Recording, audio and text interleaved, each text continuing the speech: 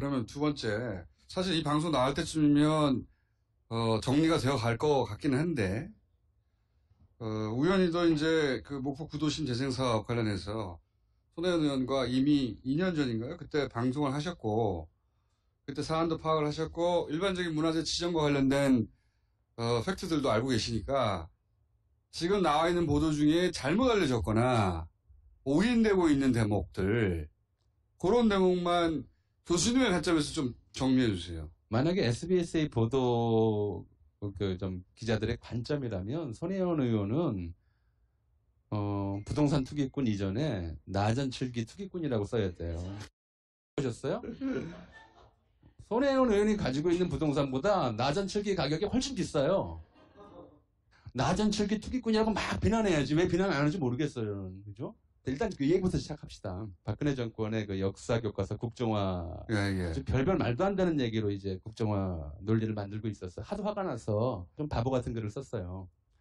뭐라고 썼냐면 훌륭한 지도자는 역사를 만들고 좀 저열한 지도자는 역사책을 바꾼다.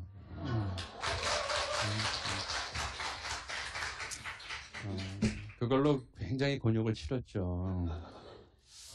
근데 그걸 이제 당시 손혜원 의원이 더불어민주당 홍보대책위원장인가 그랬어요. 그때까지 의원이 아니었어요. 아니었나요? 예. 근데 그걸 자기가 썼다고 그러는데? 입당해서 당의 일을 도와주는 그런 직이었을 거야. 그래서 의원은 아니었어요. 그거를 살짝 바꿔서 좋은 대통령은 역사를 바꾸고 나쁜 대통령은 역사책을 바꾼다라고 하는 현수막을 만들어서 전국에 확 걸었어요. 그랬더니 이제 누가 저한테 알려주더라고요. 민주당에서 당신 글을 표절했습니다라고요. 그렇게 인용이 시작됐구나. 문 대통령도 당시 트위터에다가 제 글을 그렇게 민주당 그걸로 썼다라고 이제 밝혀줬어요. 이분들이 제가 그냥 안 그래도 된다고 그랬는데 빚지고는 못 사는 분들이구나 하는 걸 그때 알았죠. 그것 때문에 이제 2015년 겨울에 그 해화동 벙커에서 저하고 유시민 작가하고 최강욱 변호사하고 셋이서 국정교과서에 관한 연속 강연인가 비슷한 걸 했었어요. 그거 한다고 해서 이제 갔더니 그 자리에 손혜원 의원이 나와 있었어요. 그냥 갖다 써서 미안하다라고. 아주 그런 분이라서 이제 그때 알게 된 거죠. 그때 처음 만났어요. 이분이 저 마포구 나중에 2016년에 국회의원 됐잖아요. 4월 달에. 정청래 의원이 딸리면서 같은 마포구에 살다 보니까 한번 좀 보자 그래서 갔더니 느닷없이 이제 두 번, 세 번째 만났을 때 느닷없이 목포 얘기를 하자고 그러는 거예요. 그때 이미? 뭔 얘기냐 했더니 이제, 자기가 그동안에 이제 통영에서 나전칠기 만드는 장인들, 이렇게 좀 어려운 조건에 있는 사람들 보고 안타깝기도 하고 그래서 그런 분들 돕고 나전칠기도 사드리고 돈이 있으니까. 돈이 많아요, 그분이. 나전칠기 박물관도 만들고. 그랬는데 돌아다니다 보니까 목포에 이제 구도심 지역이 있는데 금방 허물어지게 생겼다, 무너지게 생겼다. 이게 목포의 역사가 지워지는 거 아니냐. 난 내 혼자 힘으로라도 어떻게든 살려보고 싶다. 그러더라고요. 사실은 이제 오래된 건물, 특히 일제강점기 건물에 대해서는 우리 사회 인식이 합의가 잘 안 돼요. 합의가 안 된다는 거는 이런 거예요. 과거에 이제 새누리당의 모 의원은 서울에 있는 일제시대 건물을 전수조사하자고 그랬어요. 왜? 다 헐어버려야 된다고. 다 헐어서 식민지 지배의 흔적을 다 지워야 된다고. 자기 당이나 잘하라고 그러세요. 아니 그런 생각이 실제로 있어요. 조선중도포 그래서 헐었잖아요. 그죠? 서울시 예청사 건물 지금 서울 도서관으로 쓰고 있는 그 건물은 그거 남겨둘 때도 굉장한 논란을 빚었어요. 그래서 그런 상태로 이제 서울시의 그 일제강점기 건물들이 아직도 좀 대부분 헐리고 이제 손가락 꼽을 만큼 남아 있어요. 1999년에 을지로에 있던 국도극장이 헐렸어요. 굉장히 잘 지은 건물이었거든요. 그 안에 또 뭡니까? 유럽 극장처럼 만들어놔고 좋은 극장이었어, 그거 가지고. 국도극장, 스카라 극장, 명동예술극장으로 쓰고 있는 메이지자. 이제 스카라 극장은 헐렸어요. 99년에 그거 헐리게 되니까 저 같은 사람들이 많이 반대를 했죠. 그랬더니 이제 바로 헐어버렸어요. 반대 여론이 확산할까봐. 반대하니까 더 빨리 헐어버렸어. 반대 여론이 확산할까봐 바로 헐어버렸어요. 그런 거 지정하려고 그러면 헐어버려요. 내가 지금 그 얘기를 하려고 그래요. 그래요? 네. 그래서 이거 막아야 되겠다. 이거 굉장히 가치 있는 건물인데 마구잡이로 헐면 외국인들한테 창피해요, 사실은요. 파리나 아니면 이제 로마 가서, 아, 저게 20세기, 이건 19세기 건물이다 그러면서 감탄하고 오면서, 우리나라에 있는 건 왜 일본인이셨다고 다 헐어버리냐. 이런 문제의식을 느껴서, 그때 이제 그 전문가들, 또 뭐 학계에서 굉장히 열심히 노력을 해서 2001년부터 등록문화재 제도라는 게 만들어져요. 이게 뭐냐면, 문화재는 원래 지정하게 돼 있어요. 시도가 지정을 하면 문화재는 마음대로 고치지도 못하고요. 문화재 주변에 다른 건축행위도 못해요. 일정 거리 안에서는. 이게 지정문화재예요. 그래서 이거 문화재 지정 피하려고 사람들이 굉장히 애를 쓰거든요. 근데 등록문화재는 이렇게 해버리면 서울시 전체가 화석도시가 돼버린다. 그래서 이거는 지정문화재보다 등급을 낮춰서 일단 문화재청에 등록하는, 그러니까 예비문화재라는 개념 비슷했어요. 이런 제도를 2001년에 시행을 했어요. 그런데 소유주가 자발적으로 신고해서 등록하게 하는 것인지 아니면 그전처럼 문화재청이나 시도 문화재위원회에서 일방적으로 지정하는 방식이 될지 확정되지 않은 상태가 되다 보니까 이런 소문이 돌자마자 서울 시내 중요한 문화재적 가치가 있는 건물들이 여러 채가 헐려버렸어요. 가장 대표적인 게 저 개동 현대사옥 옆에 있던 건국준비위원회 청사였어요. 해방되자마자 여운형이 국가 건설 준비했던 기관. 해방과 관련해서 가장 중요한 문화재였어요. 당시 모 재벌가에서 소유하고 있었는데 2001년부터 등록문화재 제도가 시행된다고 하는 신문기사가 나자마자 바로 헐어버렸어요. 사고, 팔고, 짓고, 뭐 이게 다 못할까봐. 땅 가진 사람은 문화재로 지정되는 거 굉장히 싫어해요. 그래서 남의 건물 있으면, 아, 저 문화재 가치가 있어서 보존해야 된다. 자기 건물이 그거잖아요? 이게 무슨 문화재 가치가 있어? 이런다고요. 저도 교수님 지금 말씀하신 대로 이 뉴스 처음 보자마자 제일 먼저 떠오르는 게 뭐냐면, 투기를 하려면 아파트 단지 개발을 막으면 안 돼요. 투기는 아파트 단지 개발로 해야 하는 거예요. 시세 차익을. 투기를 문화재 지정으로 한다는 건 내가 들어본 적이 없어요. 아까 나전 철기 투기꾼이라니까. 문화재 지정이나 그걸로 투기를 하겠다는 발상 자체가 성립이 안 되는 거거든요, 이게. 그리고 바로 이 벙커 나가면 이 아래 충정각이라고 하는 바로 맞은편이에요, 바로 맞은편. 바로 맞은편인데 그것도 곧 털릴 지경에 있어요. 서울에서 가장 오래된 서양식 주택이에요. 근데 문화재, 등록문화재 안 돼 있어요. 소유주가 지정이 반대해요. 그리고 이제 이쪽에 재개발지구로 지정되어 있기 때문에 재개발지구에서 사서 헐어버리면 사라져요. 근데 지금 보호할 방도가 없어요. 그래서 제가 저 건물 정말 지켜야 되겠다는 생각이 들어서 지금 무슨 돈이 있어. 돈 있으면 사겠지만 그래서 어쩌다가 좀 알게 된 재벌가의 사모님이 계셨어요. 또 굉장히 문화재 보호 활동 열심히 하시는 분이고.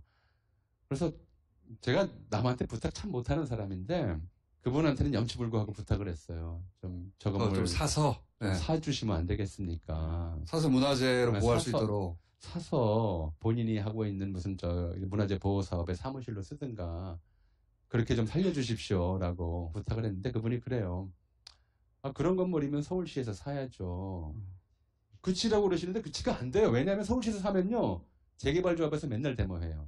문화재 가치도 없는 낡은 건물 보존한답시고 재개발 사업 전체를 가로막는다고 난리가 나요. 공공은 그렇게 못해요. 이번에도 이제 손혜원 의원 기사와 관련해서 각 언론에서 아 이게 공공 시스템을 동원해서 보호할 일이지 개인이 건물을 사서 보호할 거냐. 그렇게 되면 좋게요.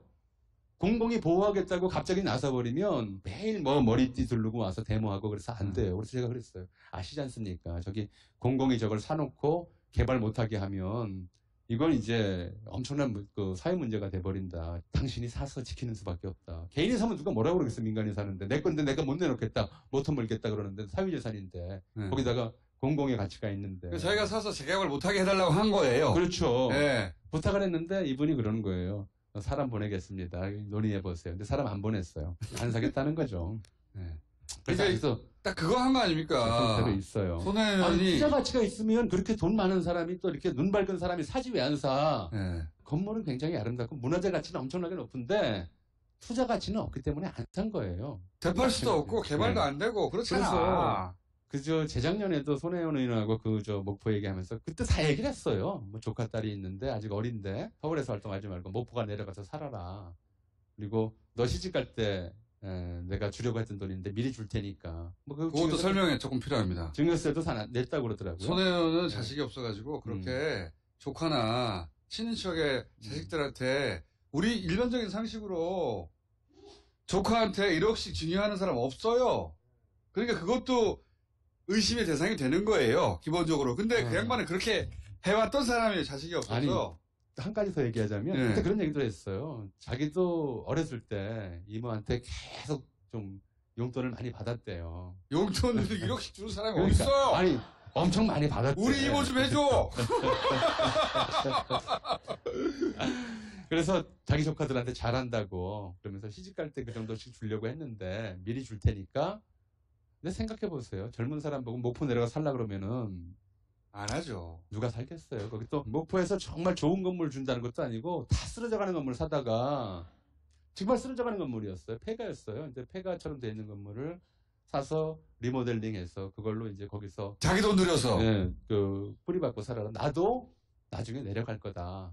이렇게 얘기를 했었어요. 그게 2년 전이에요. 그 방송에서도 했었어요. 예, 2년 전이에요. 그래서 저는 뭐 다 알지 이게 알던 일이죠. 그리고 이제 말씀드렸듯이 지금 낡은 지역에 그 오래된 문화재적 가치가 있거나 향후 문화재적 가치가 생길 것 같이 보이는 건물들 보존하는 방법은 생각 있는 사람들이 사는 것밖에 없어요. 사서 지키는 것밖에. 그리고 그런 생각 있는 기관들이 있어요, 사실은요. 이걸 이제 내셔널 트러스트라고 그래요. 놔두면 헐리니까 그걸 이제 공공이 돈을 모아서 그 건물을 사서 보존하는 그런 운동을 하고 있는 거거든요. 아니, 저는 기본적으로 투기는 마포에서 해야지. 어떻게 목포에 가서 하냐고. 제가 마포 구민인데 마포는 투기 가능성 없어요. 투기하려면 강남으로 가야 돼. 그죠? 서울 강남으로 투기를 해야지. 뭐 저 목포까지 가가지고. 그리고요. 안 늘어나고. 9채 뭐 이런 식으로 숫자에 현혹되는데 보세요. 투기하는 건 시세 차익을 누리는 거잖아요. 기본적으로. 그러면 5억짜리 사서 7억짜리 팔고 7억 되고 해야 2억이 생기는 거잖아요.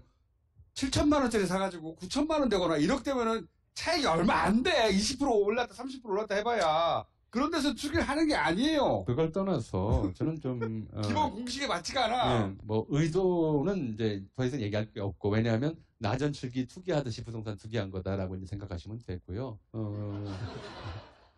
이런 비판이 있더라고요. 개인의 행동인데 본인은 이제 실제로 정부의 문체위에 소속돼 있으니까 문화재청으로 움직여서 자기가 사놓은 땅값이 오르도록 움직일 수 있었지 않았겠느냐. 이제 이렇게 얘기를 하는 견해가 있어요. 근데, 야, 정말 문화재청이 그랬으면 좋겠다.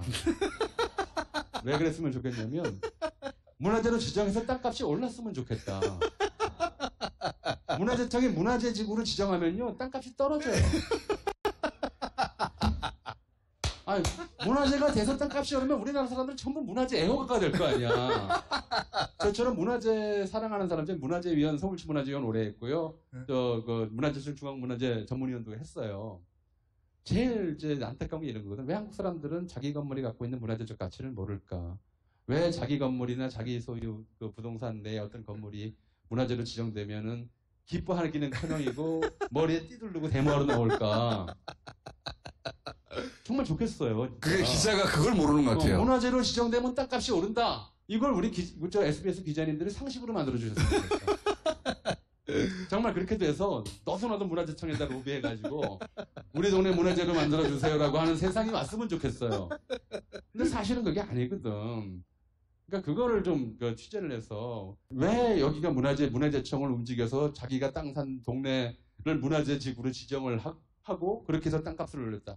앞뒤가 하나도 안 맞아요. 그러니까 교수님 말씀은 예. 그러면 과거에 문화재를 지정하거나 그래서 땅값 폭등한 사례를 들고 오거나 문화재 등록으로 투기를 해서 성공한 사례를 들고 오거나 기본적으로 거기서부터 시작돼야 되는 거 아니에요? 그러니까 제가 가슴 아픈 게 그거예요. 문화재로 지정된다는 소문만 들어도 건물을 허는 나라에서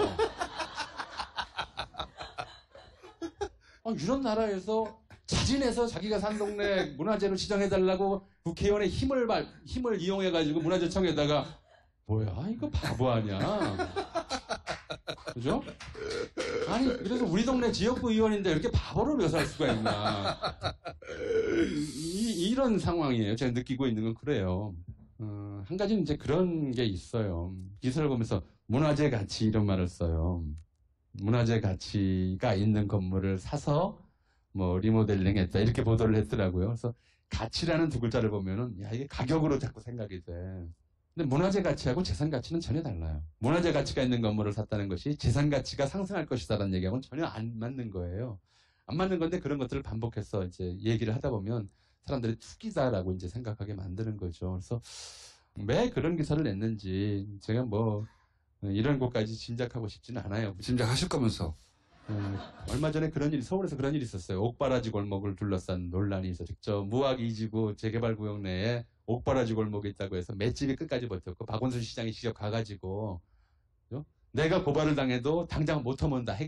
합의될 때까지는. 이런 거 이렇게 끈질기게 문화재 보호하자. 이게 뭐 역사적 가치가 있는 지역 보호하자는 사람들 누가 제일 싫어하냐면 개발업자가 싫어하죠. 그렇죠. 개발업자들이 제일 싫어해요. 저 같은 사람들은 개발업자들이 볼 때는 정말 치워버리고 싶은 사람들이에요. 문화재위원회나 이런 데가 가지고 개발 반대하고 이러는 사람들이니까. 근데 그게 없으면 역사가 단절된 사람들이 돼요. 그래서 그걸 지키겠다고 하는 의지를 가진 사람들을 공연히 비난하지 말았으면 좋겠다. 그리고 행위가 정말 시세 차익을 노리고 빠져나오려는 것이었다면 그건 제가 앞장서서 비난할 거예요. 그리고 여러분들도 다 비난해야 돼요. 근데 그런 게 아니라면 저게 지금으로서는 현재의 법이나 제도에서는 어떤 지역을 지키는 거의 유일한 방법이다라고 하는 걸 판단하고 해석을 해야 될 것 같아요. 네. 감사합니다. 감사합니다.